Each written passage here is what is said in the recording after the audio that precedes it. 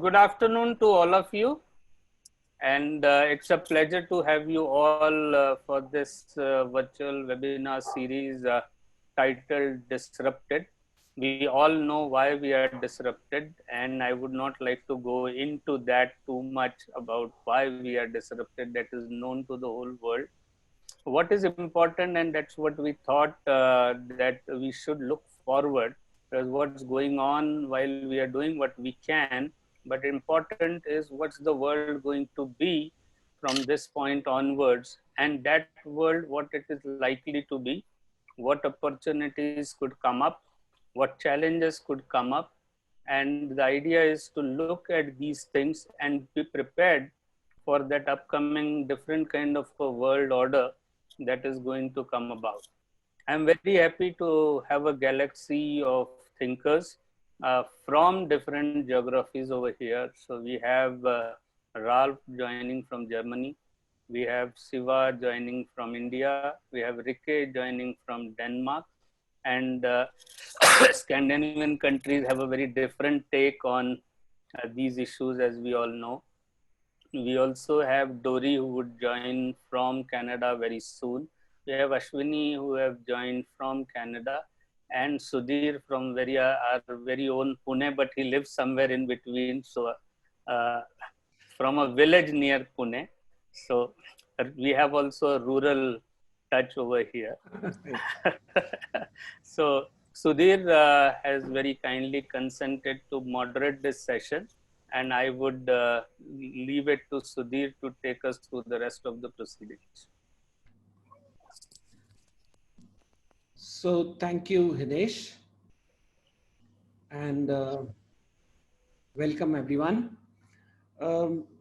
These are not normal times. So as designers, we have always spoken about disruption. We always keep talking about disruption actually in other symposiums also. But then we've always spoken of this in a very micro sense. And this is something which I realize now, that we talk about disrupting markets, disrupting process, disrupting creativity, but we had no idea what disruption could actually mean. Most of the time we were changing incremental little things at one time, and we had no idea that nature had such a huge agenda for us. And we have now disruption in every possible way you can imagine. There is life, our life, the work, governments, societies, countries, people, creativity, everything is disrupted now. I've always believed that designers are people who are always able to see ahead of problems and try and solve them. And they look around the corners. They have this special magical power to know what's coming or what will happen next. So I thought this was the best time to get some people together and try and make sense of this disruption and help us see beyond this disruption as we stand disrupted.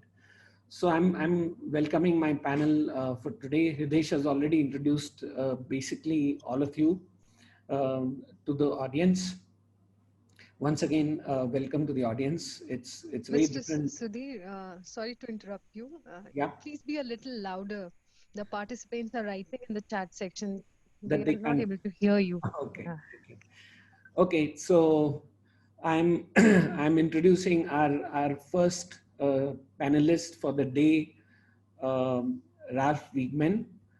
Ralph is the CEO of IF International Forum, Hanover, Germany, and has been with the IF for a very long time now, 25 years, Ralph, or more.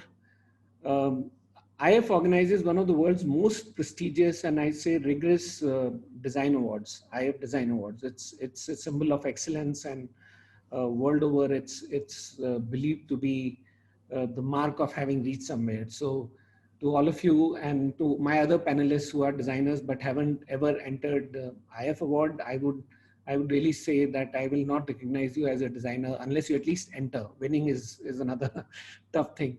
So I'm going to welcome Ralph to to come and share how things around him have changed and how what is IF doing. First is, of course, that part of how is Germany, how's that part, how the life has changed, and how going ahead IF and Design Awards would change. So welcome you, Ralph. Thank you very much, Sudhir, and good to see all of you. And I guess and hope you're all healthy and safe, and your beloved ones as well. So thanks for inviting me. It's great to have a chance to talk and learn a little bit from you, how you see it and how your environment right now is influenced. I think we in Germany are in a quite lucky, if we can say that, in a quite lucky position compared to many other countries. So the virus is pretty much under control, as much it can be under control. Our government, from our point of view, I think many Germans have the same feeling, is doing a very good job trying to get it under control and manage people and the population and the citizens. By next Monday, we have some relaxation and some parts of the business are going to be restarted. Smaller shops and it will start again, production will start again. So we try to get a little bit back to normal. Of course, nobody knows, right? Maybe 1 week later, we have to stop it again, but we try. If I look at the Germans, I was very skeptical in the beginning because there was so many idiots celebrating Corona parties and things like that. Right? This was a disaster, and I really felt very much ashamed because I thought, why do we have so many idiots in Germany? Meanwhile, I have to say most of the population really behave very properly, very disciplined. They follow the rules, they accept the rules, easy or not. And maybe that's one of the reasons why we, compared to others, are in a quite comfortable situation. One of my guessings is, but that's a real guessing, is Germany is of course in a demographic change. So my generation, I was born in 1957, so I'm 62. My generation is the majority in Germany. And we still remember how it is if you have an empty fridge at home, if you are not pampered the whole day, if you face problems. The younger people get, the less they have any idea of what problem means. Your mobile phone is damaged, that's the problem today, right? Facing a free fridge or not knowing where things come from next week is different. So I think many people of my generation are a little bit more relaxed than the younger ones. We respect everything, we understand how necessary it is to follow disciplines, but we try not to panic. So I would say this is maybe one of the reasons. Of course, we at IF feel influenced as well. Right now, most of our colleagues do home office. And the funny thing is, if you ask every individual, most of the people say, hey, it's going super, right? If you ask me, trying to have a look from a company point of view, I would say, no, it's not working at all. Because it's different. If you don't have the dialogue, if you don't have impulses you can give, if you don't have these quick moments saying, hey, shouldn't we do this or that, or shouldn't we react this way or that way, it's really difficult. And most of our jobs are not really routine jobs. So it's nothing like, I don't know, selling insurances, right? And you can do insurances sales from any place in the world 24 hours a day. That means we feel influenced a lot. And very honestly, I'm just writing a message to our team, because coming Monday, we will again start with our office in some way, right? So the first half will come to the office and we share Monday one half, Tuesday the second half, so from one day to the next. And of course, we try to ask, how will our business be influenced? Will it be influenced? Yes, it will be influenced. I mean, the time for development will be shorter than all the years before, right? Maybe the financial aspect plays an important role because people cannot spend as much money as they would have to on innovation. Maybe the innovation rhythm is gone because their major event was canceled this year, or maybe it won't happen in autumn because we all don't know what's going to happen in autumn. So there will be a big break and a big influence. And we have to be very honest, is an award relevant these days? Is it necessary these days to apply to an award? And first of all, when we discussed it, my first reaction was, no, it's not. So for example, we have an IF Social Impact Prize, working on social projects from all over the world, identifying them and helping them. This is a totally free of cost thing, right? This is our social involvement. This is probably much more relevant these days than professional design awards. Still, we have to get back to normal sooner or later. And I think going back to normal includes some routines as well, because our daily lives are influenced by routines. And so I'm not really hopeless regarding our award. Because if I remember the financial crisis, 2008, everybody was very scared and skeptical. And at the end of the year, we had a growth rate for our award of 10%. I really don't know why. I couldn't explain why. But as a matter of fact, it was growing. So I don't expect a growth rate this year, but I hope that we will be part of the routines for companies, for design studios, or whatever, if the time has come to open, reopen, restart, however we call that. So yes, some of us feel very much threatened. Honestly, I myself feel not really threatened, but we are careful. That's what we are. And so that's the situation from my point of view. This is only a very singular and individual view at that situation. This is how I look at it from being a German and being in this design environment.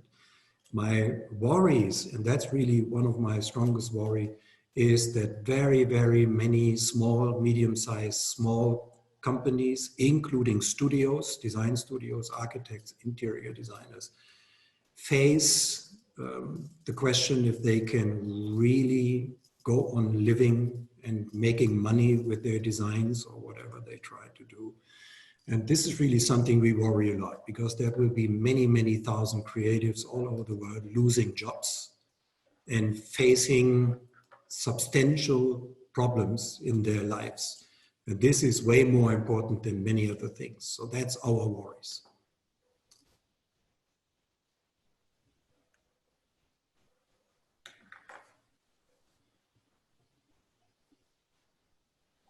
You're mute, Sudhir. You have to unmute. I did. Thank you, Ralph. Thank you so much. I hope a little later we can get into details of what is the new format of the awards. And I remember you changed the format just before the virus happened. So probably is this good that you changed, or how does that affect? Maybe slightly later into the discussion we can get into that. Is Dory here? No, there is a message from Dory that she is not going to be able to join. Okay. Oh, I'm sorry. It would have been very nice to listen to her and her view. Okay, so I'm moving on to Shiva, our next speaker.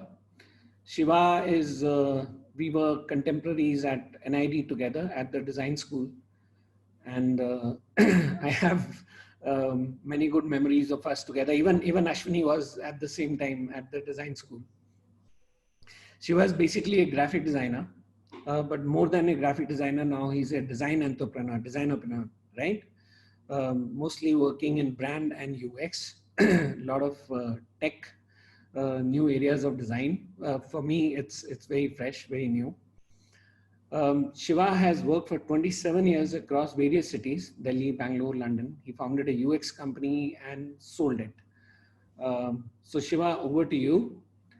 What do you think? How first you are in Bangalore, right? And Bangalore is how is Bangalore doing? I'm sure not just Indians, but a lot of companies in America and around the world are worried about Bangalore. Their work happens from Bangalore. That, and then how do you see this this disruption affecting the way we are doing digital products way ahead, and also a little bit about brands. How do you think brands will change now? How will they behave? Thank you all. Thanks for your time. And just before I get into what I've got a feeling that Dory is joined in as a participant. So somebody should actually tell her to join as a panelist, which is the new mail that has been sent. She's got to click on that join as a panelist. So I just saw her message in the participant stuff, and if someone can tell her that, hopefully by the end of me finishing my stuff, she will. Yeah. So she's saying okay in the message. Okay, cool, great.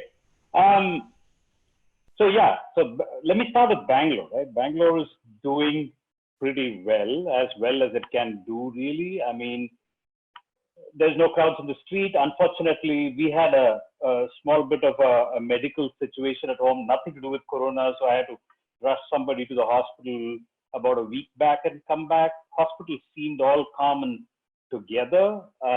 They have taken a whole bunch of, I would say, precautionary stuff against people coming in, walking out. Their so-called isolation wards, beds are ready and stuff like that. Fortunately for us, this hospital does not have testing. It's unfortunate for us as a country that there are very, very few hospitals that are doing the testing. I think India is going to go down because we're doing less testing. It's not because we don't have cases. The numbers that we see are probably not correct because we are not testing enough. Shiva, shubh bolo, shubh bolo. Right, sure. No, I'm not saying that it's not a good thing. We've got to have the numbers right to actually, when we say flatten the curve, we need to know what the curve is. So that's all I'd say. So Bangalore is doing well, in short, right? Bangalore, the biggest problem is that our largest demographics is very young people. I mean, unlike me, I think a lot of people who are sub 35, I think ages between 20 and 35, predominantly in the information technology and things that are supporting the information technology sector. It could be ITES, which is enabled services. It could be business process outsourcing and so on, which essentially means there are lots of young people with a lot of money in Bangalore. You try and put them in a room and keep them locked up. That's the problem that Bangalore is facing and was facing. So the interesting thing is that cops in Bangalore have always been quote unquote friendly. They have a fabulous social handle. They've been interacting very well with all of us, I would say. And the interesting thing is some of the crossroads have had Twitter handles always in Bangalore. It's been 10 years since there is a crossroad called Silk Board, and that has a Twitter handle by itself. So it kind of tweets out saying that, things are good to go across and so on, so interesting situation, but then it's under control. But actually, I've been kind of thinking of a little bit of a worldview, right? So I've been kind of fooling around, understanding what exactly is happening. We have a lot of, we think we have a lot of time. Honestly, this thing is a little disruptive to the working from home business. You don't have an idea of, you don't have bookends to the day. You don't have a start, go to work, finished work, come home. You don't have that anymore. You don't have bookends to a work day, which means your work day never ends. It just goes on, right? That's one of the problems that we have. So given that, I've been kind of fooling around and kind of interestingly came across one specific story. It's a Stanford historian who actually says that pandemics are one of the 4 horsemen. There are 4 horsemen apparently, and they are the ones who have flattened inequality. Inequality in race, religion, caste, creed, in class, gender, and more. I mean, they are these 4 things which are basically pandemics, wars, revolutions, and state failures. These are the four things that have always asked us to rethink what we think of this entire idea of equality or inequality. Like, interestingly, the 6th century Black Death, apparently land became more abundant, and the entire peasant revolution happened after Black Death.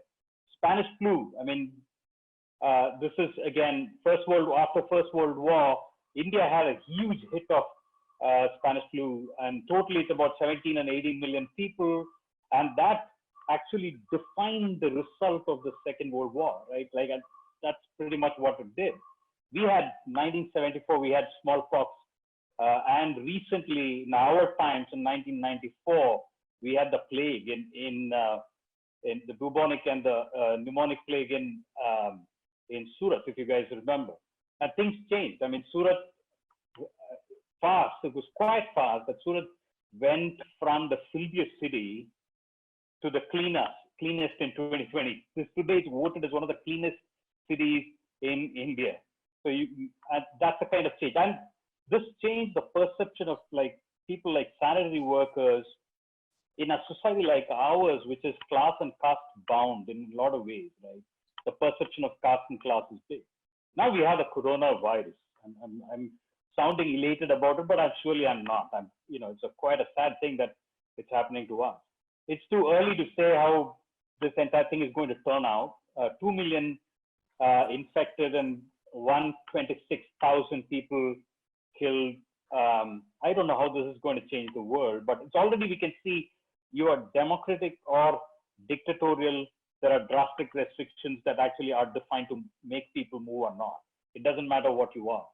In the Western world, the post-World War, apparently this is the biggest exposed to attack of any kind, really.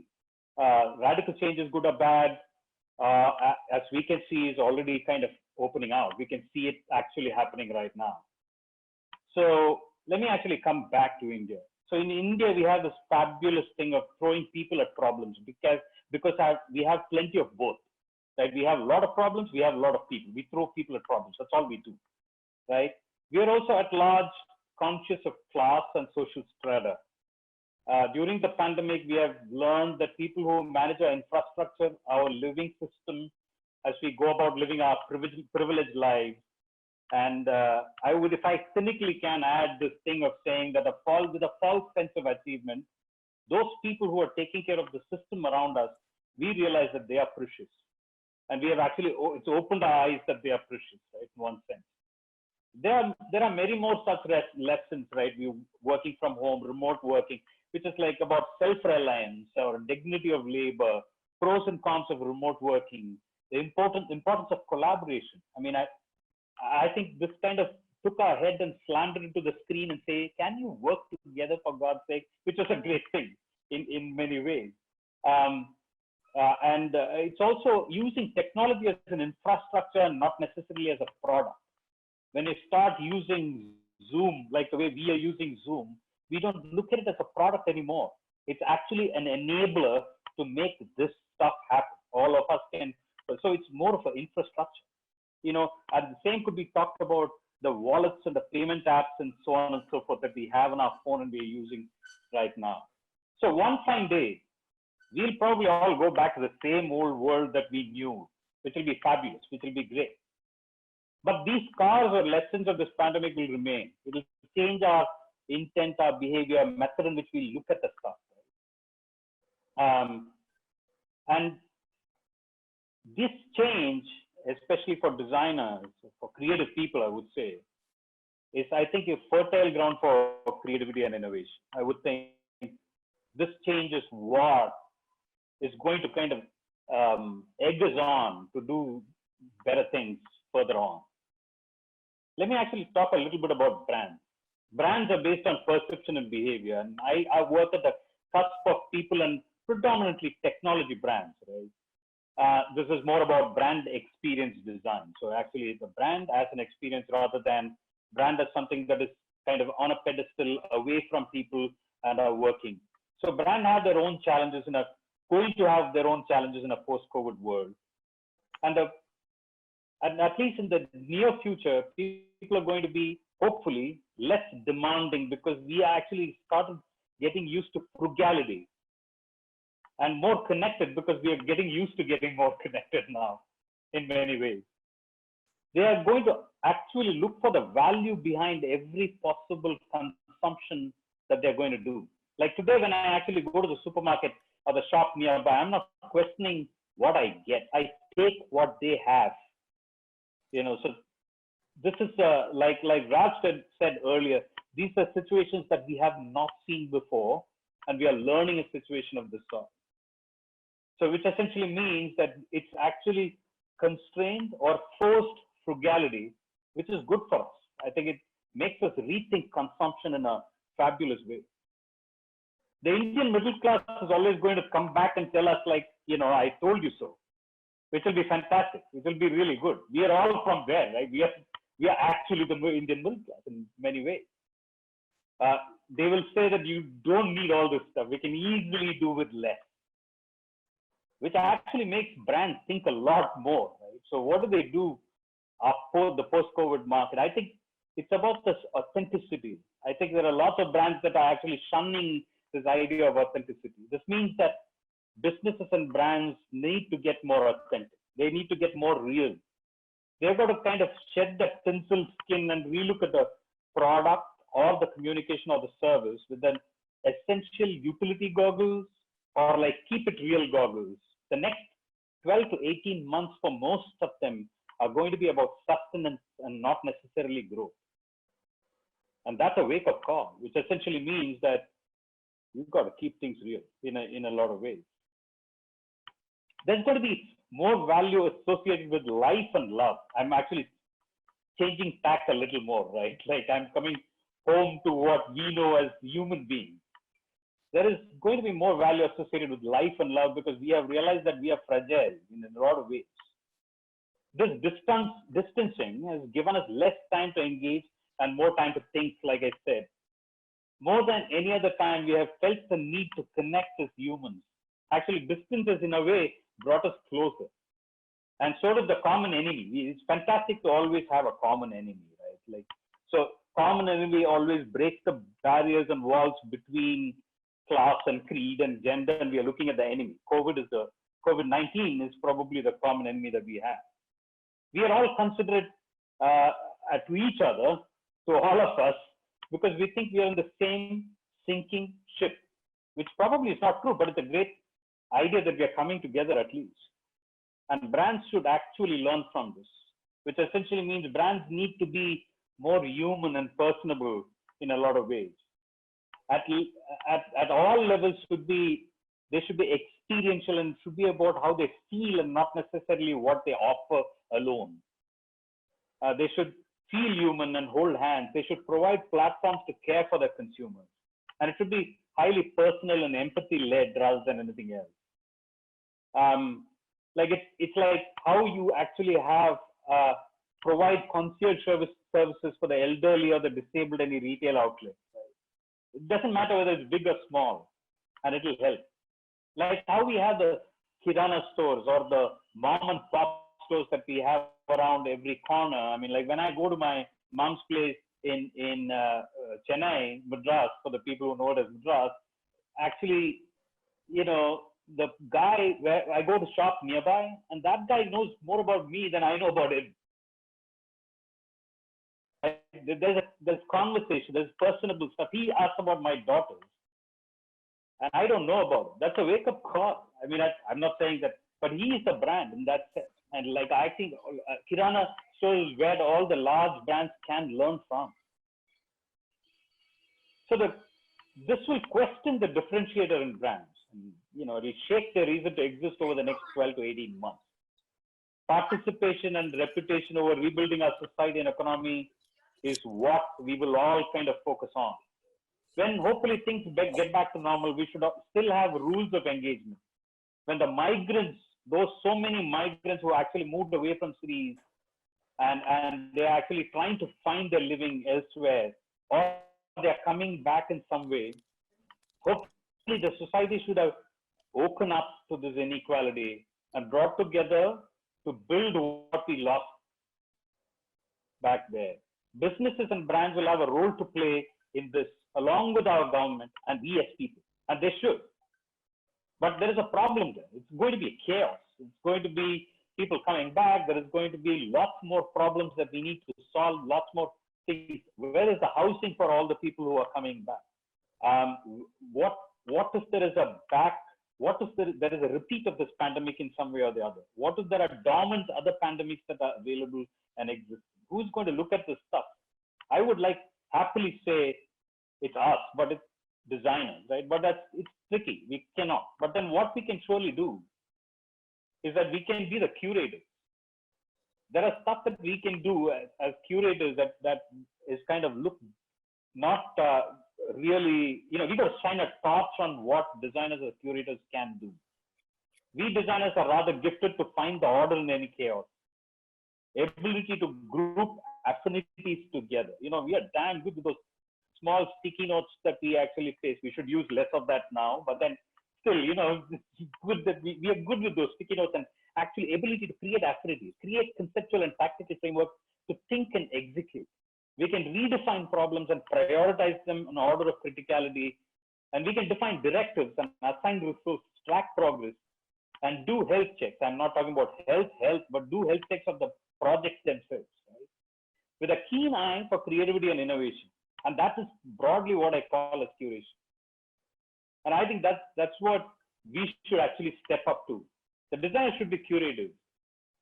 This will be the most responsible role to play during the pandemic and when we rebuild later. Right now, there are lots and lots of projects happening out of Bangalore in remote where people are using technology as an infrastructure to build stuff together. I mean, you're going to, Sudhir said he's going to talk about this stuff at some point of time further in the next event.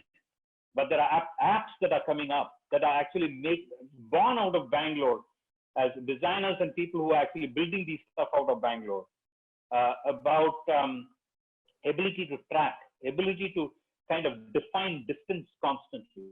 Our mobile penetration has gone way over normalcy in India, which is a great thing. So that's the best way to get to people, right? And that's going to actually happen out of here. And there are lots that are happening out of here.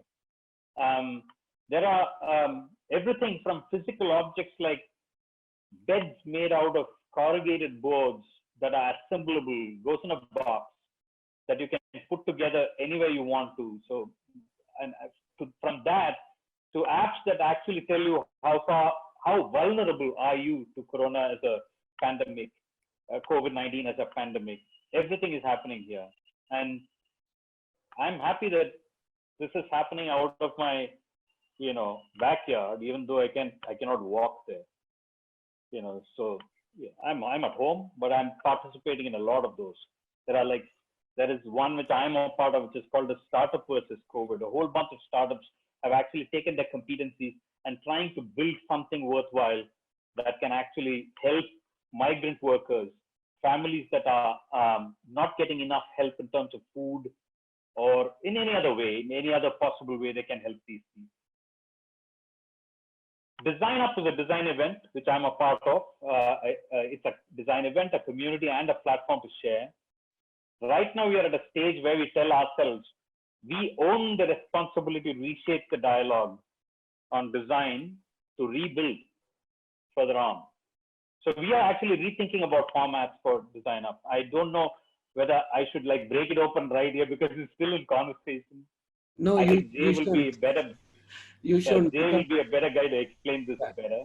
We will have. And as always, sorry.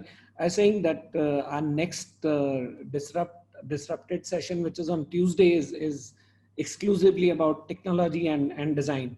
And Jay Datta would be there, and I'm assuming that he would also talk about DesignUp changing the format at that time. Absolutely.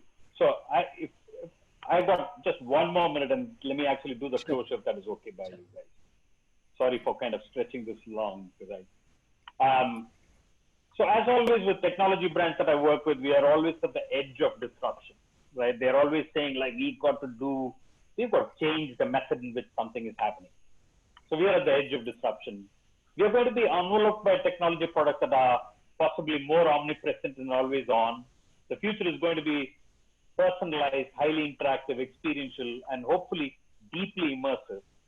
The demand on designers to interpret these technologies as cohesive and compelling utilities to rebuild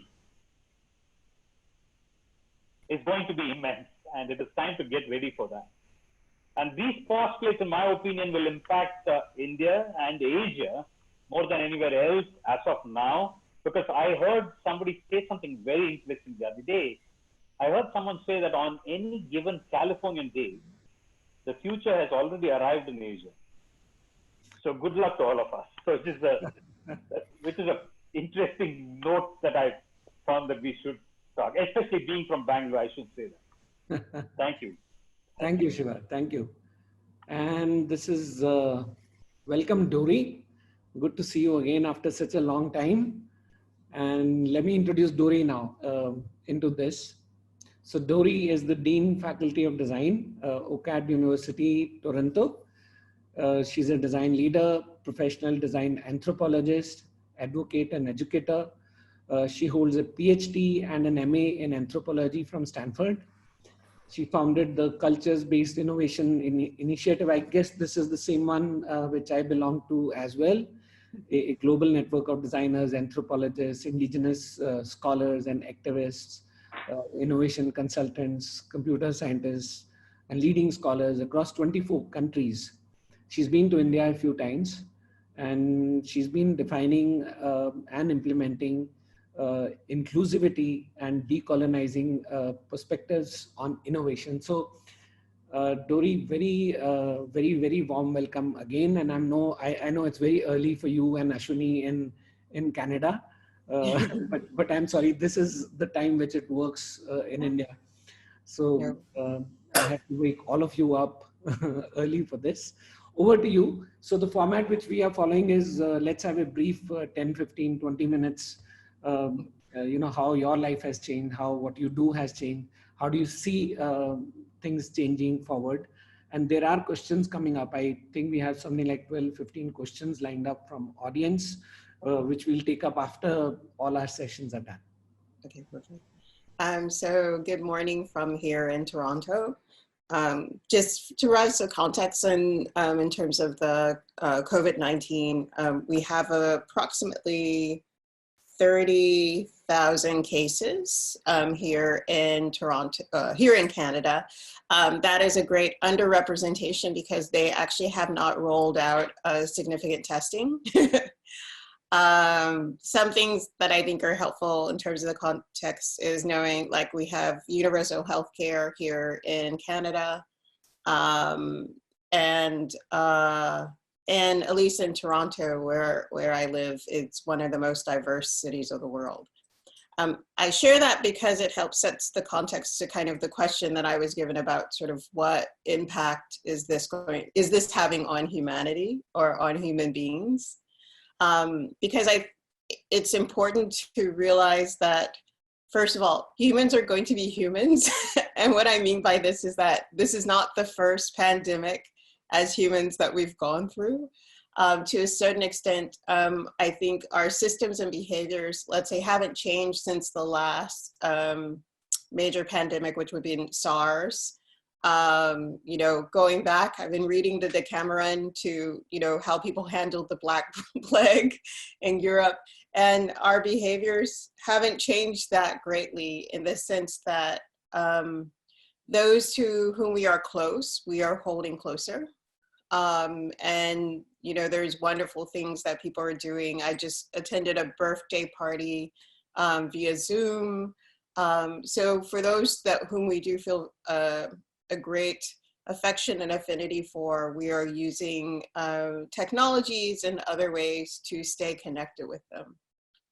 But it also exacerbates, like we are here, like in many places, under isolation, self-isolation and social distancing. So it means that for strangers, that sense of distance is actually growing. And even things that come through my different feeds and conversations with family and friends is that the trip to the grocery store, which used to be a place of building community, is now a site of fear, anxiety, a friend of mine talked about seeing the fear in an older person's eyes, that because they were in the same aisle with them, because that's person being a younger person, like they could be a carrier, right? And like I said, we don't have a lot of testing that's being done here extensively in Canada. So there's a lot of people who are asymptomatic or have had mild symptoms that may still be carriers. And that older person was, you could see the terror. Like, if you come near me, you could possibly kill me because you might have something that you transmit to me, and I don't have the abilities in the same sort of way to cope. So we're finding that, you know, stranger danger is taking on a new meaning, and there's a sense of, for those that we're not close to, wanting to maintain even greater distance. And I think that's going to be very difficult to change, even when we, let's say, develop a vaccine, and so we're no longer concerned about this particular strain of virus.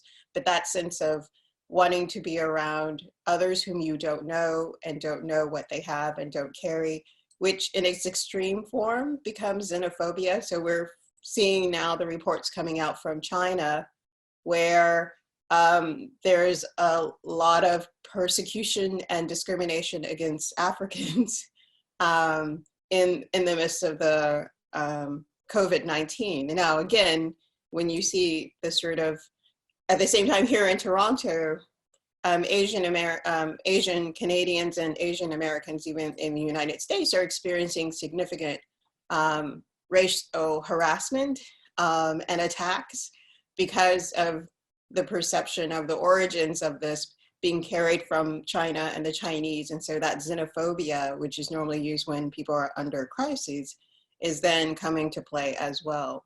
So in terms of humans, we'll do what we do, which is protect those who are close to us, establish greater boundaries between those who are not close to us. We will find ways to persecute those who are different from us. And we will, and I guess the wealthy will find ways to get out of it, escape it, to a certain extent to which they can use their resources to do so. You know, so the fact, I think of the fact that, you know, there's a lot of people who are not being tested, but Idris Elba was one of the first people to be tested. So in that sense, but what I think we could be hopeful for is there are new alignments of social relationships that are being forged, not just through technology, but just through networks of kindness and networks of care that we're showing. And, you know, these are all the demonstrations of, you know, community solidarity that we see on videos of every day. And like I said, I think the comment about realizing the preciousness of life and the preciousness of time and how we want to spend that time is going to be radically altered, in the sense that I think family is going to be first. And a lot of people are, again, are being forced to be with their families in ways that they normally aren't, because the kids aren't going to school, parents aren't going to work, multiple generations are living together again in some ways that allows for easier caretaking between all of the different individuals. And so I think the demands for being present with family will be greater, and that will change our assumptions around our work life.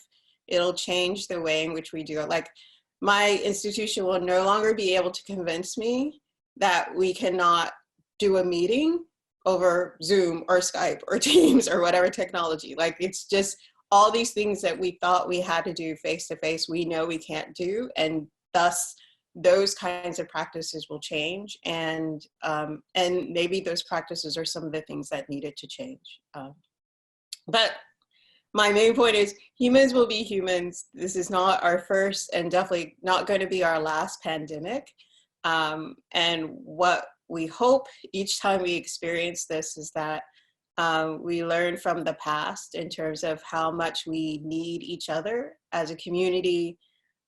Even thinking about supply chains, there's a lot of labor movements that are happening now as those who are essential workers are generally those who are the most economically exploited and the most precarious in their roles, and they're demanding accountability of their employers for their health and safety.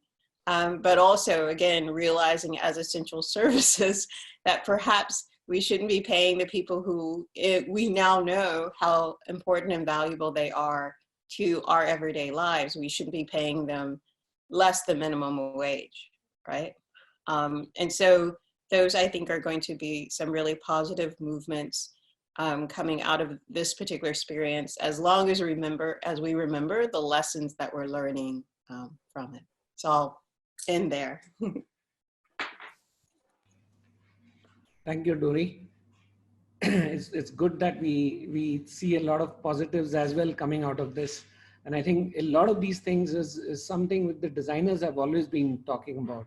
You know, the kind of the sense of equality and the way we wanted the labor to be distributed. And I think designers have always been on that edge for quite some time, but somehow it was a hard task to get the society to listen. Very bad way, but society is listening now. So my next speaker is Rikke Hansen. Rikke is Associate Professor at University of Southern Denmark. She's a graphic designer and an educator. She works and teaches in a field of intersection between language, culture, and space, has a passion for graphic design and typography, and for working with design methods that provide students with ways to fundamentally understand society and its stakeholders' needs, and how to drive these processes to useful results. Rikke also stays, like I had mentioned to a note in Rikke, on a ranch with her horses, and I've seen the pictures. I don't know, Rikke, I always thought that you live isolated anyway. There is a lot of social distancing in the part of the world which you live in. It's not like India. India is like, we like in a can of sardines, like packed. It's very different for us than it is for you. But good to hear from you how things are changing. How are you doing with the education? How are your students? And how are your horses doing? Thank you. Hello from Denmark. First of all, my horses are doing fine. I think I will go quickly a little bit through how the situation in Denmark is, and then talk a little bit about the education and what we do. Back to the horses. The horses are just doing what they always do. They eat, and that's their only concern. Do they get something to eat? And they do. They are outside eating grass. So for that, nothing changed in their life. And sometimes it's actually nice to look out of the window, and spring is coming, birds are doing whatever they do, and the horses are doing what they do. So they don't care about this whole pandemic situation. And it's kind of nice getting this break, just looking at the animals doing what they used to do. So, but for Denmark, just quick introduction to Denmark. For those of you who don't know the country, it's in Scandinavia. And our size of population is 5.7 million people compared to India. I've been in India a couple of times now, I think for 11 years. And it's a small village, you could say that. I've been in Ahmedabad, and I've been in Mumbai and Bangalore as well, and Chennai. So it's small.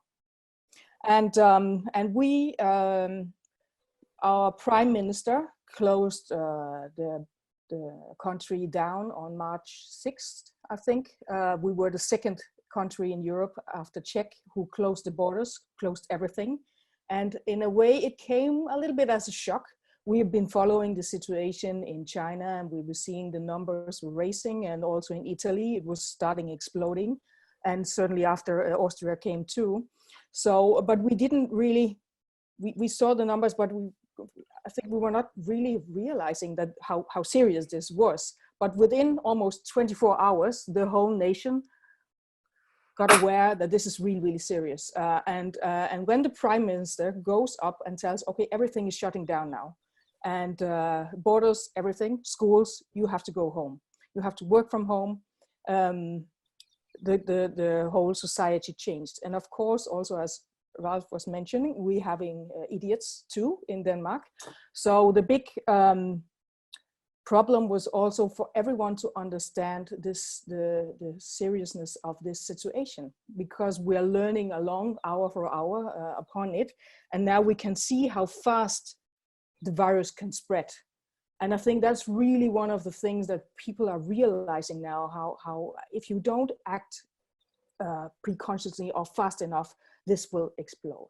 And we were, of course, hospitals were ready, but in terms of equipment and hand sanitizing and things like that, we were still not having enough. And the impressive thing in seeing how fast the country, of course, we're a small country, so it's easier to do that.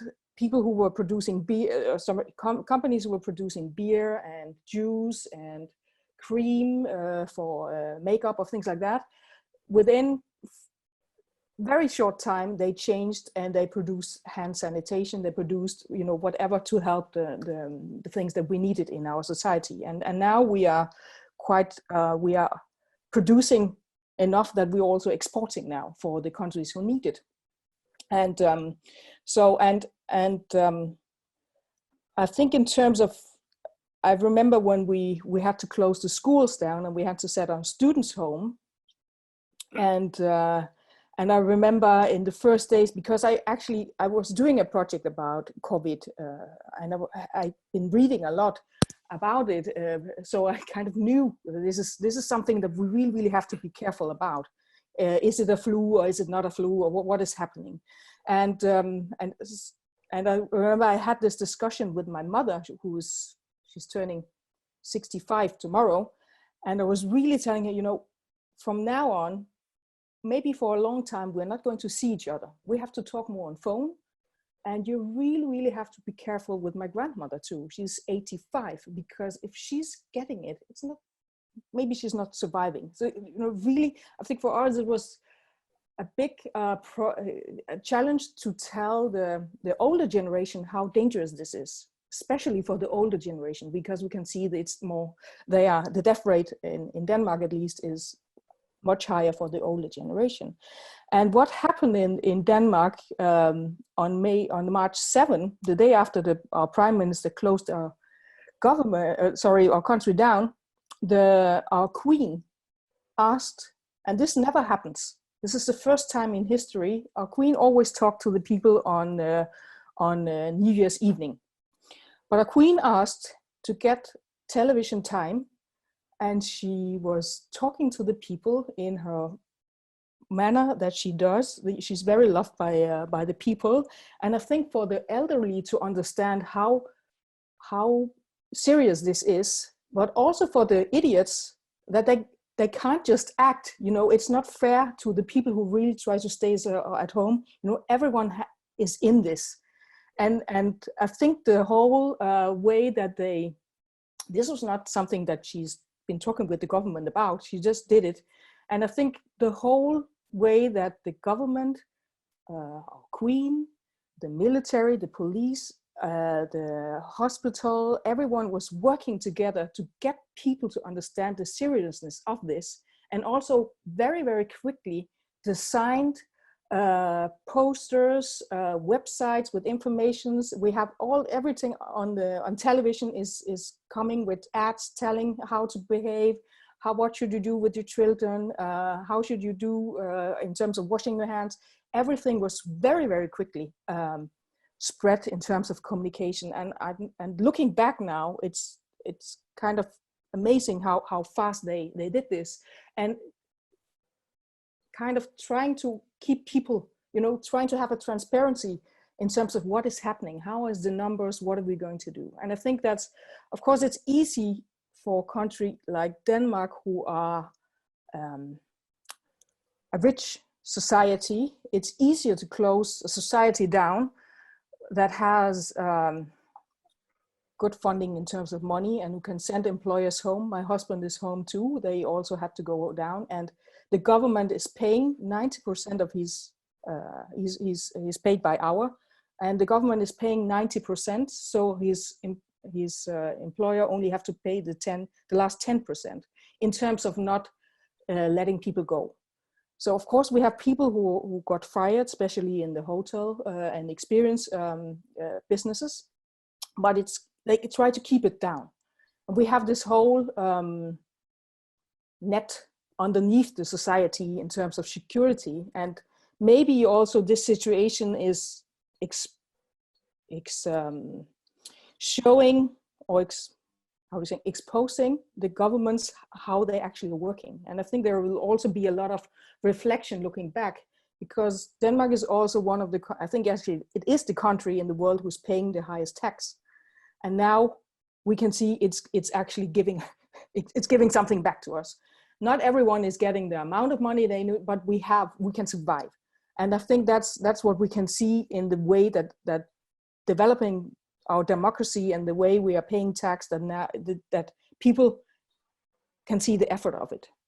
And that's something that is, I think, good to look back at as well. And also in terms of the hospital, because we have, of course, have been cutting down in budgets at the hospitals now. So there will be, I think, a good thing in looking how should we develop that. It's not only cutting money, but we have to develop. We also have maybe to develop our own vaccines and things like that when we come out of this. So for the people here, it's we actually in front of the curve now. We had a press meeting in Monday, and now we only have half of people in hospitals that we were suspected to have. So we're actually opening the country a little more now. We have the small children starting going to kindergarten and to school. The schools had to do a lot of also designing how should they go back. They have to wash their hands. We have kind of, how should they be in the rooms? We can't have all the children, a lot of children, they have to be with distance as well. So it's slowly, we try to adapt the whole society. Our Prime Minister was saying, we have to learn to, it's like making a dance with this virus. It's like having a dance with these sharp knives. We have to figure out a way to go back into to our society again and do what we have to do, opening some of the businesses as well. And then figure out how to do it, because we can't go back to normal. And I also think now we start to realize that we can't go back to normal for a long time. Here in Denmark, we know now we have, during the summer, Denmark is a country full of festivals. It has big music festivals. We have the biggest music festival in Roskilde in Northern Europe. It's 100,000 people. There's some of the best bands in the world coming, and everything canceled until September 1st. And that was a big shock, especially for the young ones, because that's what they're doing in the summer holiday. They go out and they listen to music. And we are, because in Denmark we have, in summer we have long nights. The sun goes down at midnight. So everyone is outside. And now realizing, okay, this is not the summer we are used to have. We have to figure out a new way of doing it. We have to figure out how are we going to do weddings anyway? Can we do it outside with distance, or only being 10 people together at a time? We have to think of new ways of doing it. And I think that's slowly adapting into our minds, that we have to do things in new ways. Also in terms of traveling, we don't know when we are going to open our borders again. We don't know when the world is going to open their borders again, because when we are getting track of this, like we're also seeing in China now, the problem is not getting the disease back into the country, because no matter what, if you have it, we know now it just spreads. There's nothing in terms of warm or whatever. We have to wait for vaccines that can help us in terms of that. So I think we're realizing that now maybe for at least the whole year, we have to act in different ways. So, and For the education, now I have a course at the South Danish University, and for those of you who don't know, this university is the biggest university in Denmark. It has 20,000 students and 5 campuses spread around in Denmark. And I teach, I'm an external associate professor at the university in Kolding. And we've been doing a course now, and half of the course we did it in class, and then we had this lockdown. So the rest of the course now is online. And the university, I think 12 hours after we got the message from the Prime Minister that we're locking down, they already sent out on mail for all the teachers, how are we going to do this? How are you going to teach? What does it mean for you? How can you activate the students? How can we make discussions and things like that? Because the message from the university was, we are not postponing anything. We can't postpone your teaching. And I think they kind of knew in a way what was coming. So, so we had to do the courses online. And for my part, this is a more theoretical course where we have some exercises, and they have to do a written assignment in the end. So it was not that difficult changing that, because I've recorded my my lectures, and I also made the assignments for them so that they could do it, and then the students could email me with questions. They are around 20, 25, so it's doable for them. And then I also teach at the design school in Højer, and they are younger, they are under 18, and for them we try to figure out, we quickly talked about how with my class, how are we going to do this in a good way? Because I think for the teachers who are experiencing this now, doing it online, it's I think most teachers hate it. It's so difficult when you can't interact with the students and you can't be in the room together with them. So so we were talking about how are we going to do this in a good way, and I always I have 2 classes at the school in Højer. I have a design and innovation class, and I have a graphic design class. And we have a Facebook group because we keep things in the Facebook group, and we put out messages there.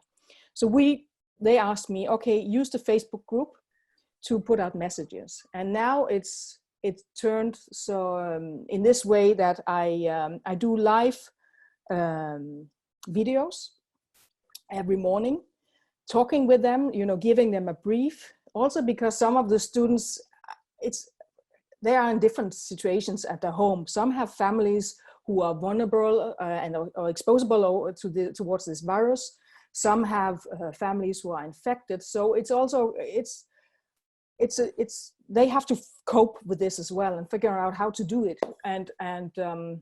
So I was thinking, how are we going to do it in a good way that they can still get some knowledge out of this? And also we were going to do a new course to do something that makes sense for them, not entertaining them. I hate entertaining my students. So we were thinking about, okay, how can we do some assignments that are relevant? So we do it on Facebook. I give some live videos. I do the brief of the assignments. And the good thing about doing it in a Facebook group is that they can go back and they can look at it again. So if someone is missing out or they couldn't attend it, they can always go back. And I also do some lectures with inspiration and talking with them. And the nice thing is also when we have the live recordings, they can ask questions underneath. So we can have this kind of dialogue. So that's one of the things we're doing. And the other things is we just did a 3 weeks assignment on peace and war. And then we do class meetings on Skype. And I also have open class. I have Skype open. So we talked about, okay, how can we do it in a way like we are in the classroom at the school?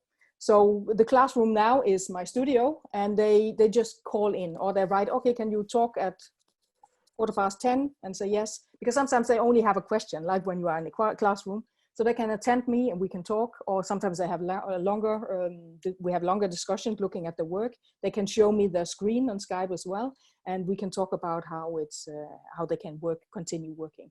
And then we also do presentations. I try to have some deadlines so that it's kind of, that they have something they have to do. In terms also to give them a written in their everyday life, because their every day is also different. They have to, mother is working at home, or maybe the little sister's running around. So it's changing for everyone. So we try to have this kind of, okay, this is what you have to do, and this is okay. When you've done this, it's okay. So that's what we're trying, but it's kind of learning on during these weeks. The first 3 weeks, I was so tired, because you have to think of a new way to give them the assignments, to communicate with them, because I always improvise when I'm teaching. I have a kind of plan, but then you look at the students and okay, they understand or they don't, and then you change a little bit. And now when we're teaching online, you have to kind of more figure out, okay, what is the scenario? How will they respond to it? So we can't improvise in the same way we're used to. And I also, now when you're developing the teaching, you also learn, what kind of assignments can you actually do, so that they still get some gaining something out of this, or some experience, and they still learn. And it's difficult when you're not having this interaction. You can't go into the materials, and you can't discuss in the same way. Also because they are at home, and some of the materials or machines that we're using, we have 3D printers, we have laser cutting, we have big printer, they don't have it. So we have to figure out a new way to do it. And then of course, also, as I mentioned, to do something that makes sense in this strange, surreal situation that we're in. So now we are actually working on behavioral design, and we are working with the COVID-19 situation, because now we know, at least in Denmark, that we are not going to be attending festivals or being together in the same way. So they're actually working on how to make designs that we separately still can kind of have this connection in a way, or giving some positiveness, or making new games, or what we have in our homes. So that's what they're working with now. But it is a kind of rolling, developing situation, learning from the feedback that we get from the students, how to make the teaching, how to communicate with them, and how to do it in a good way. And I think when this is over, there will be a lot of reflection upon it. It's difficult to predict when it will end. And I think that's also why, at least I experienced with some of my students, they're so exhausted, because there's no date. When does this end? When can we go back to be in the classroom again? We don't know. And it's exhausting for human beings not to have a kind of, okay, this is it. And then So for now, it's kind of trying to have the good spirit and making things that make sense for them, and then learning on our way, and then I think also reflect on it afterwards in terms of, because you also get a lot of new experience in this way of doing, and we can also see I don't know how we can see in the countries around the world how people are creative in wonderful ways, and how they do make small societies that can help elderly buying their groceries and things like that. In Denmark, we don't have a lot of balconies. We're not singing that much in the streets unless you are in Copenhagen. But what we have now, and it started right after the lockdown, that every morning at 9 o'clock, there is singing in the television. So there's a kind of karaoke, and we're singing we have this tradition in Denmark with Folks High School. It's a school that everyone can attend, and it's a Danish tradition. And the tradition is also, we're singing a lot. And I think in terms of situations in crisis, that people try to get together. They can't, of course, with the social distancing, but we try to get together in a different way. And this also is something that the Danes were doing during the Second World War. When you can't really, you have to figure a way to have some kind of connection. And singing is a big part of it. So every morning at 9 o'clock, we're singing. We were just singing this morning as well. And yesterday, our queen turned 80. all the festivities are cancelled, but the whole nation at 12 o'clock were singing for the Queen in the television. And I think for the Danish television, they're also developing new methods of interacting with people, because people are filming this on their phones and sending it to the television channel.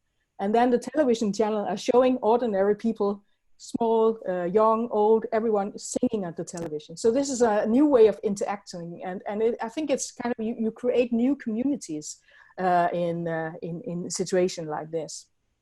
So, so there's a lot of things, and we also have, in terms of homeschooling, we have something called Couch School, where learning platforms were normally doing books.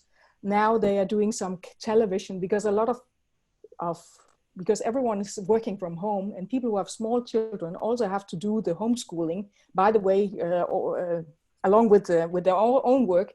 So there are these communities now that are doing this homeschooling to help the parents teaching the children in second class to do some assignments. And what I think, if we can have something that is, it's a sad situation, and it's sad with a lot of people dying and losing their jobs, and companies who may not survive this crisis. But if we should look at some of the positive thing from this, is that creativity is exploding, and people are drawing, people are reading books and doing all the things that they never had time to do. I'm actually trying to do some, how do you say, some dress. My mother is a tailor, but I can't go to her, so I try to do something myself.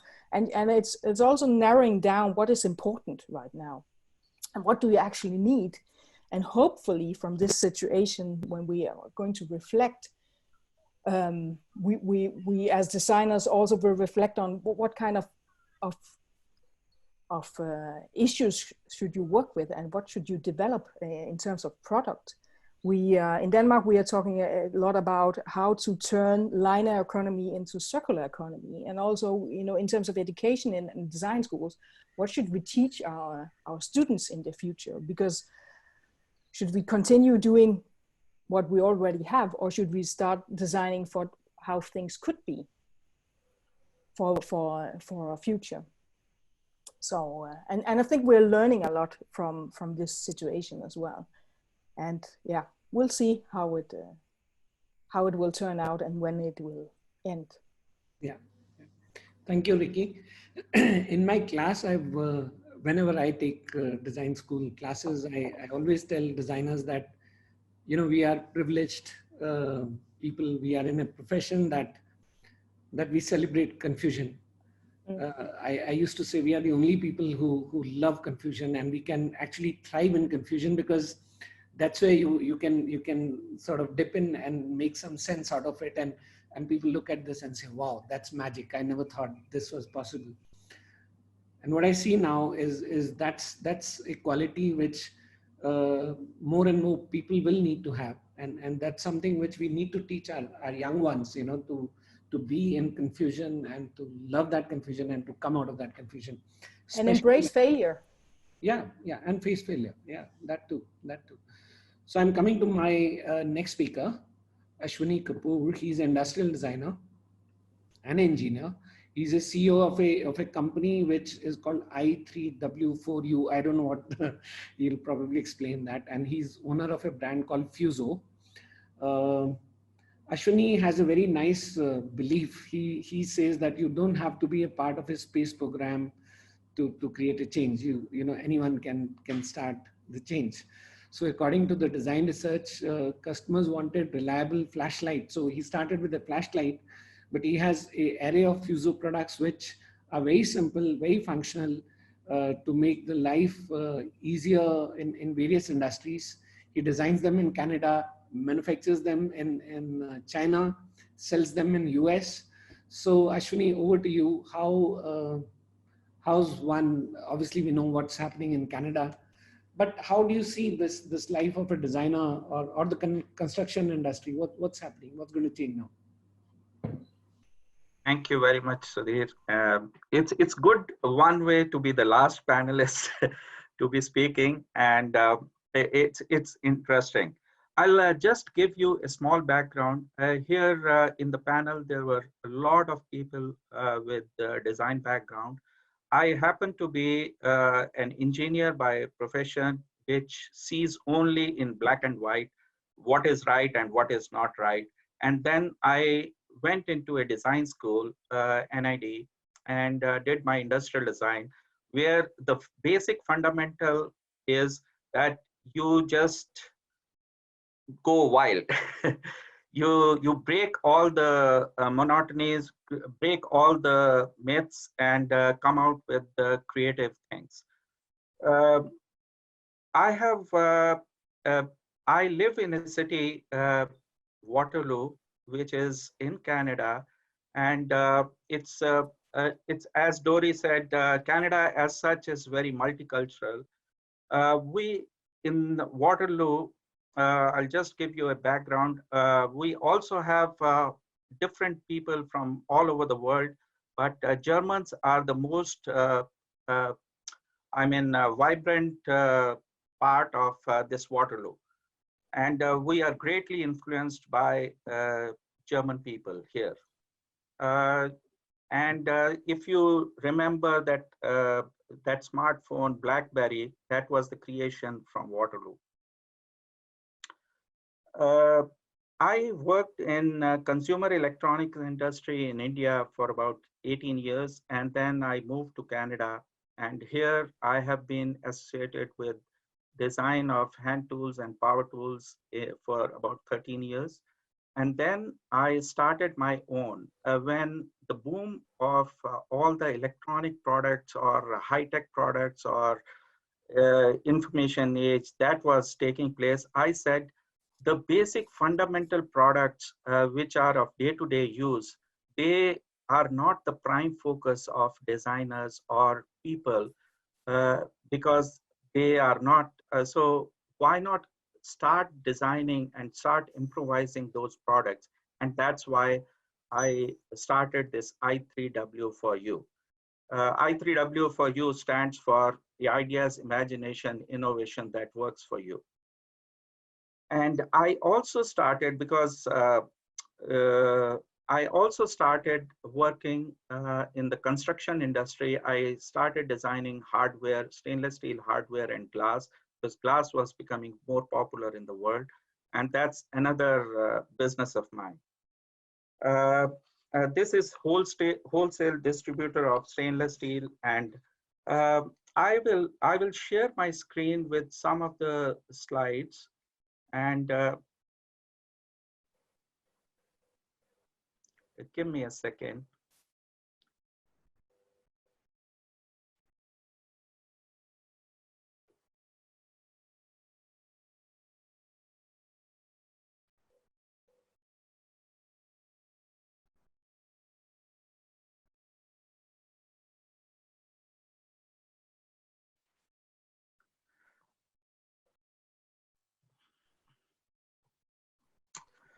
So in how our business during this COVID-19 is doing, the I3W, our consumer lighting business, it had an immediate effect because of COVID.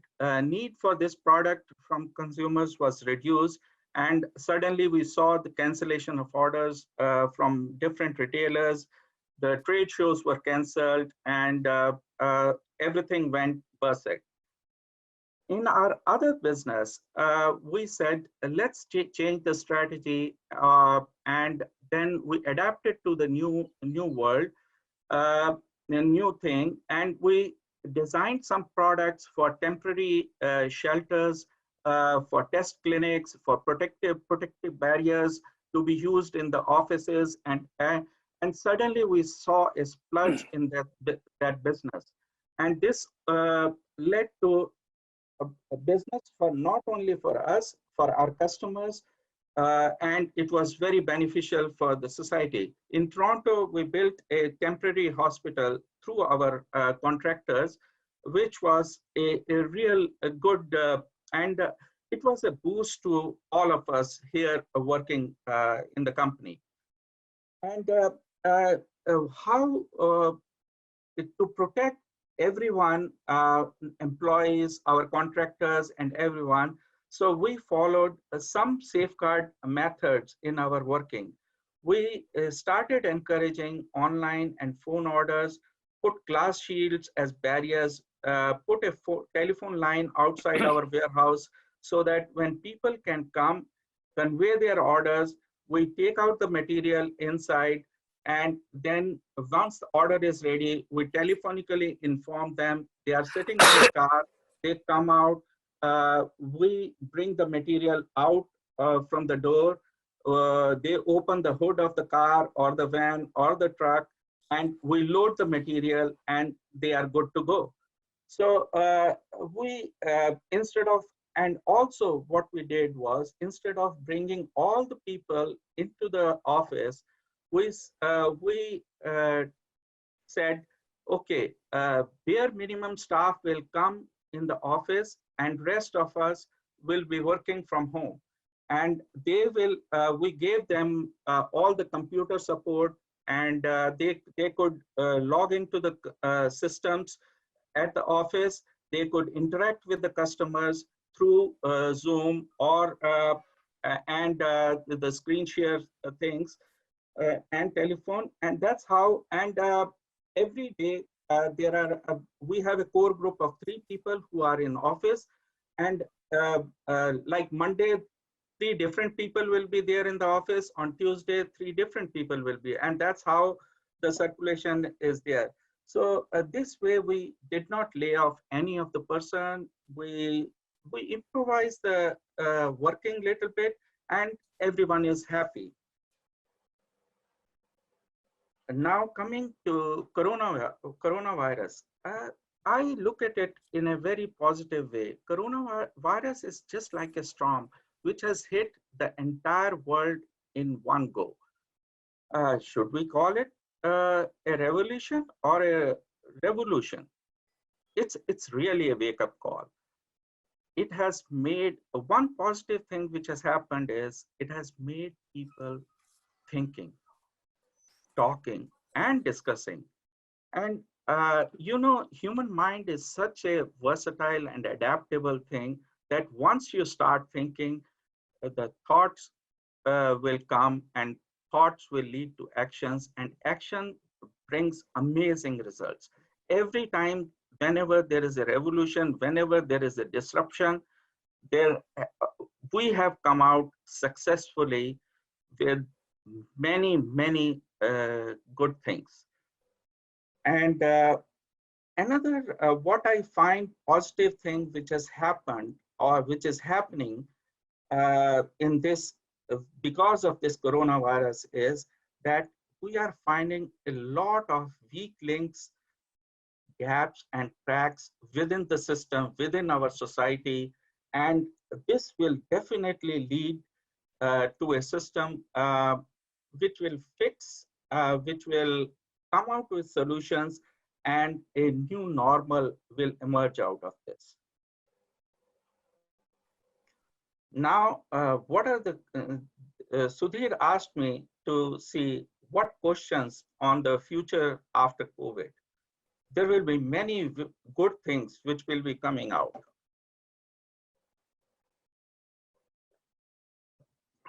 The first question which came to my mind is, do we really need to go to workplace? And it must have come to many people's mind, and people are actually experiencing this. Or we can work remotely and save burden of commute, pollution, time waste. Can we still be productive? And this is where the challenge comes to the designers, to the people who are developing systems, that how remotely things can be done. And Sudhir's company, ValueLabs, is also, who is one of the sponsors of this program, is doing a great job in doing work from home. And probably this will be the new normal which will emerge. And a lot of introspection at individual levels, at workplaces, at city levels, country levels will take place. What are the essential needs? And do we really need these things? And do we need to depend on these essential needs to other countries? Or should we develop those infrastructures within our country itself? What all activities can be done remotely, like virtual education. That is another, I think, a good thing which will come out after this thing. That education system may come out as a new thing. That how to teach, how to convey, and how to teach remotely through web and all those kinds of things.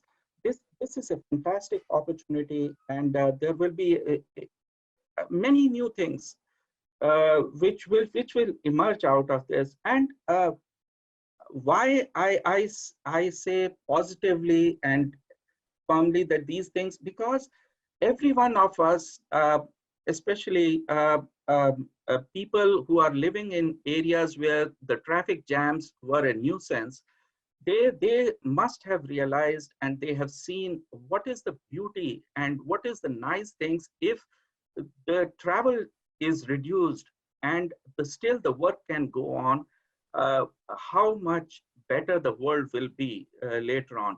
And even the non-speaking species like birds and animals, I see at my dog, and now he's so happy these days. I take him out 3 times a day for a walk, and he feels nice, and that's what is going to change, and what is happening. So people are enjoying. Of course, there are difficulties because this came to us as a surprise. It came to us so sudden and hit us so hard that we were not prepared for it. But I'm pretty sure after this whole crisis is over, there will be ways and means and designs will be done where the world will become a better world after some time. That's and I see there are so many things. We have been talking that politicians are this and that, they always fight. What I have seen in the whole world, all the politicians are also very positive. They are coming out with things which are so nice, and they are touching that human chord within us. And I feel this also will be a good thing. And people are realizing how important it is to be human in nature, to be kind in nature, to be good to people, to be compassionate, to have empathy. There is the barriers of cultures, barriers of language. These are getting away, and people have one common enemy to fight, and this will lead to unity with everyone. And I see my wife had a birthday on 2nd of April, and she's a banker. We saw the friends, because there is no, we can't celebrate. So what we saw as a surprise, that the friends called and they said at 3 o'clock for 2 minutes, we will meet at the bank. So the cars were lined up in the parking lot, and I called Lata outside. She said, "What?" I said, "Just come out." And there was honking, and there was birthday carols, and so it's a different world. And she felt so nice. I mean, we are a creative people, and there will be so many things which will come out of this.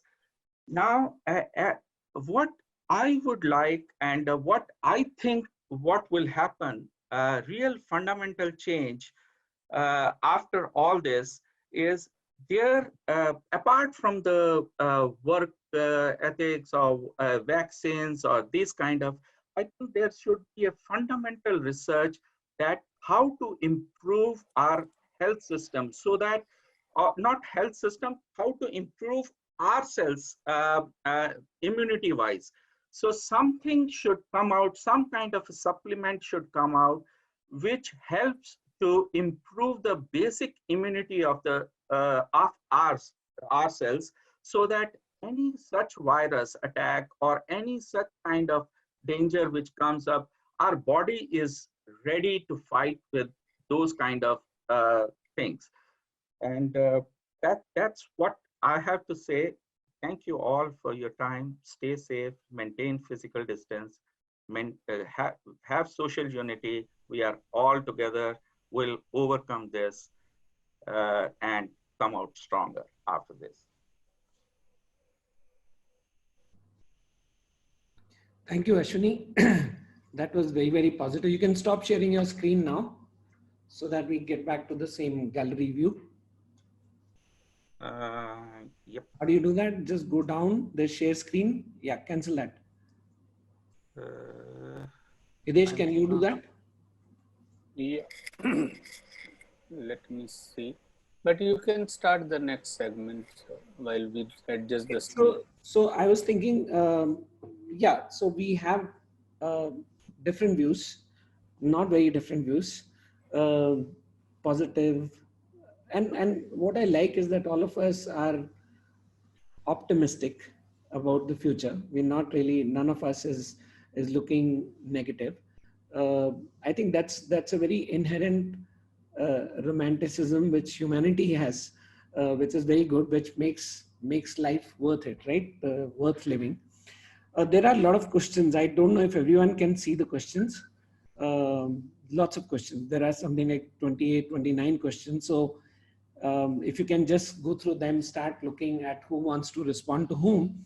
But I'll go back to Ralph on this, that the format of the awards is changing from this year. And I think you've just announced it yesterday or today, the new awards, right?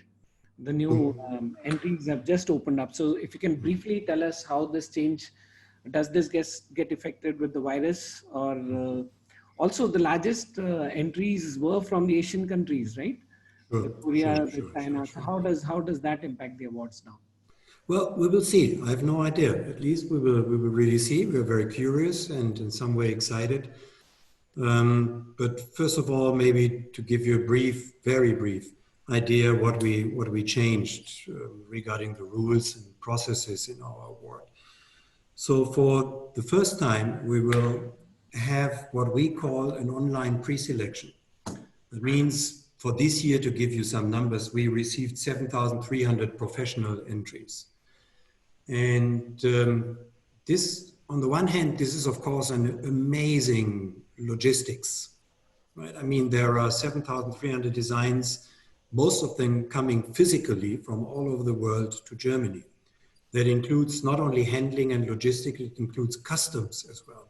So the most difficult challenge is customs. It's not the handling itself. Customs is the big thing. And on the other hand, of course, it creates a footprint, right? It's definitely an environmental footprint we create with that. So we try to combine several things because last but not least, this is for some companies, depending on the size of their products or the number of products they apply, it creates a lot of costs. I mean, sending physical things around the world can cost a lot of money. So at least we say, okay, we do an online pre-selection with professional judges, of course, and they reduce the total amount by 50%. So only the best 50% will be selected to enter the final. So this is the first time ever that one of the large awards is doing something like that. That means we invite the best 50% to join the final. These are the finalists, and they will send their designs either physically or digitally, right? It depends a little bit on what they have, but at least every participant can decide, even, let's say, a chair, to not really send the chair, but photos, videos, or whatever they would like. Then it's always a bit more critical for the jurors, depending on the kind of entry. I mean, if you have a chair, it's difficult to judge on ergonomics if you cannot sit on it, right? So this is, of course, in some way limited, but that's one of the steps we do. So those finalists we have will be sent to Berlin, because the next jury will be held in the city of Berlin. That's our new major city for all of our top events. And then we get the jury together. So the former pre-selection jury will create the final jury as well. So they have all the knowledge already, and they have exchanged already on what's good or bad of this or that entry. And then they, of course, decide within the process, decide who is going to be winner and who is going to be gold winner. We still have the 75 gold winners among all. And what everybody is getting the first time as well is what we call a scorecard. So our jurors will use a scorecard system, right? So they can adjust by using the criteria, they can adjust the scorecard and say, idea 100%, right? Function 70%, or however. So that means everybody is getting an individual feedback. For some, it might be helpful. For some, it can be frustrating. For some, it can be disappointing, very true. But we want to make it as transparent as possible. What did the jurors really like, or what did they not like that much, and what's made it get an award, and what avoided to get an award, to be awarded. So this is new as well, and we think this is valuable for the participants, because all the participants always ask, can we get more feedback? Can we talk to the juror? This is, of course, not always possible. And there's always a big variety, right? You have participants who would love to talk, to learn. But of course, we have as well participants who would love to talk to a juror, to blame and say, you have no idea, you didn't understand my design, right? You are not really smart enough to judge on my entry, because this is an emotional thing, right? Getting the result of an award. You may feel happy, disappointed, excited, whatever it is. So by introducing these new steps, we think we can be more individual with every individual entry and the judging of every individual entry. Of course, we will have jurors like today from all over the world. This year we had 78 jurors. I mean, you know, Sudhir, how it was. It was a real big event, and it's a super exciting thing. Unfortunately, this is only open to the judges, right? So this is one of the things I regret most. If you see the photos or the video from our jury setup, it would be so exciting for media, sometimes, of course, for creatives or for general public with an interest in design, to really see 7,300 designs from all over the world, most of them not launched to the market yet.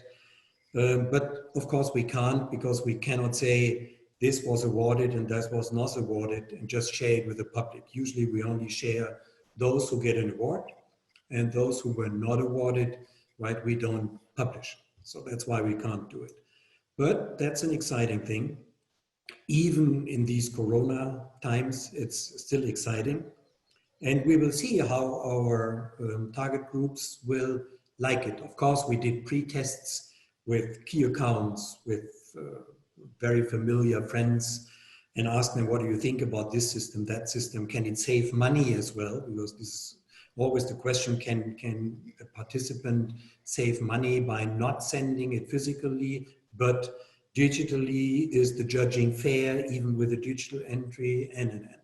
So, and that's what we are focusing very much on, to make it, let's say, a little bit more environmental friendly, to make it more transparent. How do judges judge? and what is the criteria that's really supporting my design, or what is the criteria that might avoid being awarded.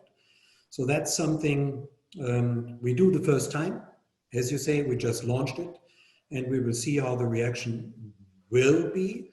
But in our pre-testing, we get very positive results. We had to adjust here or there a little bit based on the feedback we received. That's what we did. And now we feel pretty safe and very confident that this is going to be, let's say, a new kind of a benchmark system for international awards.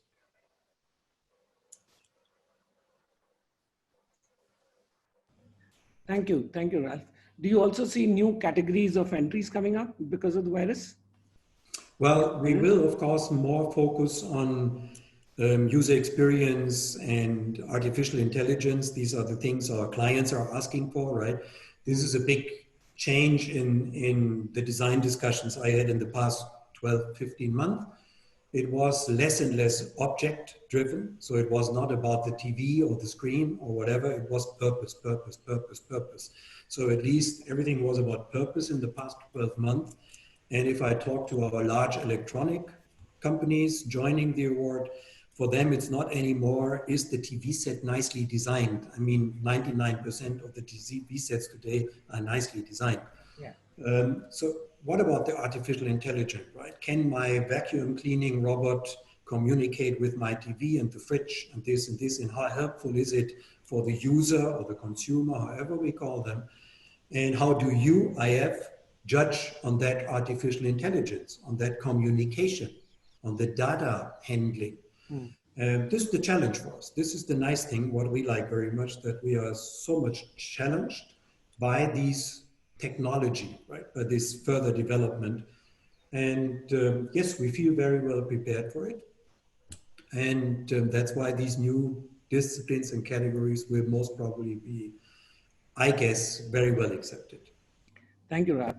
This is a very good question for Dory from Ganesh Pukale. He's written that humans are social species, and will social distancing shatter our culture or beliefs, especially for millennials? What do you say about that? Well, I think millennials, it's been really interesting. There's this infographic that I was looking at that was talking about the ways in which different generations are looking at and engaging in media. And it's very interesting, right? Because for the millennial generation and the younger generations, a lot of their interaction, instead of being through watching videos on YouTube, they're watching more TikTok or engaging more in TikTok. And they were also engaging more through, again, sort of Instagram, WhatsApp, like Instagram Live is just amazing. And then wherever globally those kinds of media exist. So in that sense, again, we are social beings, and to a certain extent, that we will maintain that sociality regardless of what technology, I mean, because we have now technology to facilitate that, enable that much easier. I guess the things that are going to be shift is the meaningfulness in many ways of those kind of social relations. I think where there was this perception of instant intimacy in some ways through our use of social media. I think, particularly for millennials, it's more about creating points of interaction, right? So the viralness of a TikTok video in which you learn the dance and then record that dance, share that dance, and get it with others, like that might be a certain point of just social connection, which is very different than, let's say, in the other platforms, let's say older platforms like Facebook, where you would have more conversation and dialogue. You would go deeper into more intimate details of what your life is. So I think in that sort of sense that for millennials that we will remain social, but I think what's going to change without the depth of that, the ability of the face-to-face intimate conversations that you are sometimes more comfortable having when you're sort of in proximity to greater proximity to one another, our sociality will be expressed more through participation in sort of joint activities that then can be shared and circulated. And I think we'll get used to that as a kind of acceptable form of social engagement and social interaction. Things that will be negatively impacted, like COVID-19 or not, the ability for us to assemble, let's say in a football stadium, and those, or I think Rikke, you was talking about the summer concerts, that's expected to be, let's say, compromised for a really long time. So I think those memories that we generationally build around those kinds of social events, like there's going to be an entire gap in many ways of people's memories of having those kind of moments of collective joy in a large pace with a large group, that those kind of experiences will be less. Or even when we resume some of those activities, I think they'll still be done for a while at a smaller scale. And like I said, we'll enter into those spaces with a sense of trepidation because stranger danger means a different thing right now. So that, like, there's a perception that the safest way to have social interaction is through these technological medias that allow us to share interactive experiences with one another. And that mentality might take a while to adjust or bounce back from, depending on how long these kind of social distancing protocols will be in place. Yeah.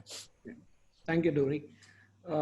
Shiva, you already answered this question, Dr. Tanushree Mukherjee, but I thought it's interesting if you can take this up, that the brands, how would brands be keeping their employees engaged and motivated in times like this?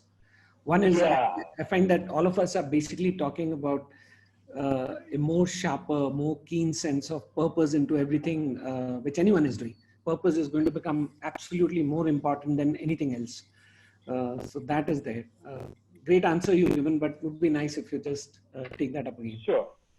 So basically I broke it into three parts, right? I think, I mean, the root cause is being considerate and empathy. I think that is something that businesses and brands should surely show towards the employees. I've had 4 conversations over the last 4 days with people who are at different levels of being probably downsized and denecessitated, if I can actually use the word. It's Woody Allen's word. It's funny when he said that. It's not funny when these guys say that to me.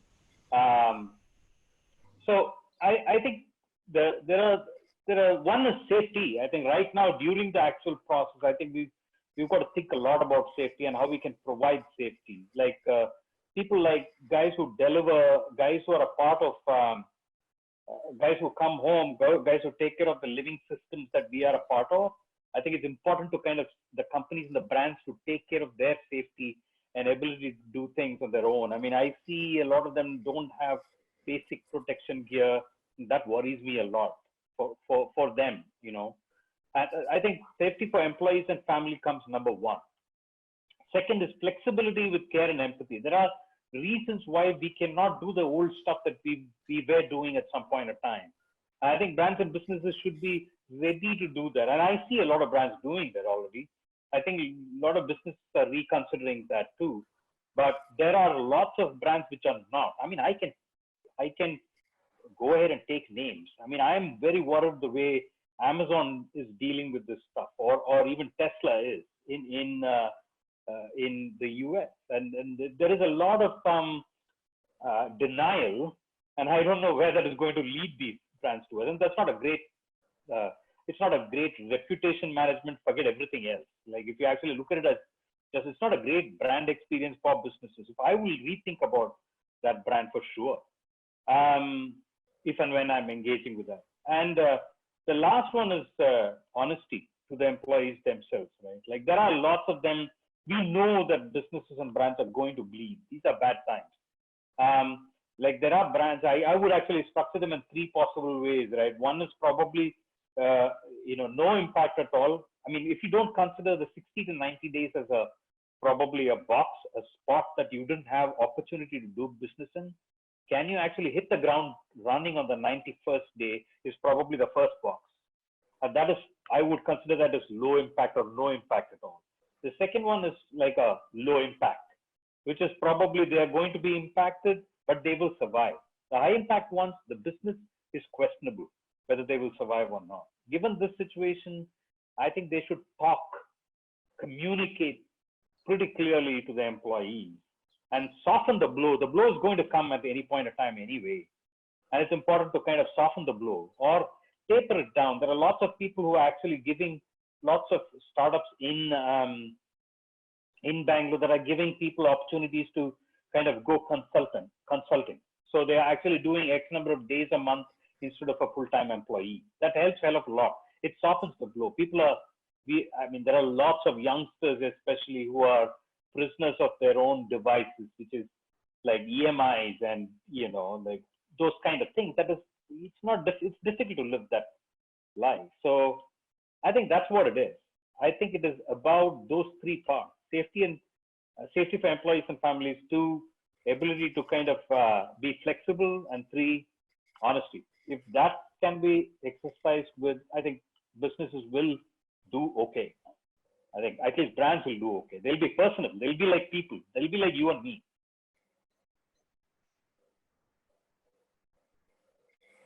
You're in mute. You're in mute, Sudhir. Sorry. Yeah. Thank you, Shiva. So I have last 2 questions, one for Ashwani and then one for Rikke. Dr. Tanushri again, for Ashwani, for you, the question is, do you really think that the virtual mode of working will replace face-to-face working? That's the question. I'll also ask the question to Rikke so she can prepare for this beforehand, since we have only, I think, about 7 minutes left. As students, how can students contribute to this situation which is going on? So that's to Rikke, probably later. But Ashwani, what do you think? Will this virtual mode of working, online mode, do you think this will replace the face-to-face? Will it be possible to change it? It is not either a virtual phase of working or a face-to-face way of working. It will be not either this or this. In the world which I see in future, it will be a good compromise between virtual and face-to-face. Whenever it is absolutely essential, yes, it will be face-to-face. But normally, there are many things which we'll see that virtually can be achieved and can be achieved effectively. And over a period of time, the systems also will evolve themselves and will improve. The experiences will also improve in virtual way. And I think this will be one of the new normals which will emerge out of this. Yeah, thank you. And Rikke, the question to you, what can students do to contribute? I guess that's a question from a student. So, okay, yes. But I think you could do a lot of things. Referring to, right now I'm doing this project with my design and innovation students who are working with behavioral design, and we were reflecting on the situation because it's not going away. So we are looking into it, and I asked my students last week to do a written assignment reflecting on their everyday lives, how it is right now in terms of looking at that. And then I asked the students to look out in the world. And I asked them to, they have to do a design. It's an open assignment. So this class is, they are animators, they're graphic designers, they're fashion designers, they're game designers, and photographers as well. So I asked them, how can you, with your skills, do something that can improve people's lives in a certain way? Look out in your society, look at how are your neighbors, how are people doing? Can you help in a certain way? There are people who are not able to read can you design something that they can understand the situation in terms of keeping distance or something else? Don't try to solve the whole situation, because the whole situation is complex. I think if you can do one good thing, small thing, that will help too.